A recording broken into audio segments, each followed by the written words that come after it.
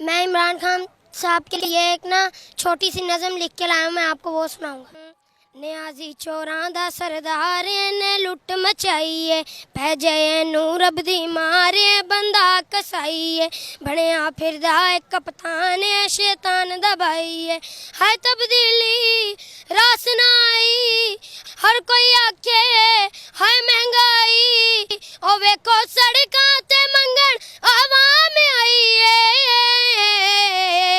तब्दीली अजाब लेके आप आई साडा पीएम अलीम खान दा वड्डा पाई तब्दीली अजाब लेके आप आई साडा पीएम तरीन जी दा छोटा पाई ओ चीन चोर जो बड़ी ते चोरां नू नसना पिया जहांगीर तरीन नू नसना पिया ओ चीन चोर जो बड़ी ते चोरां नू नसना पिया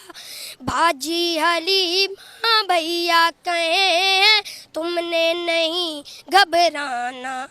लूटेंगे मिलके खाएंगे मिलके इमरान का ये तराना है तब्दीली और आसनाई हर कोई आखे है महंगाई ओ वेखो सड़कां ते मंगण आवाम आई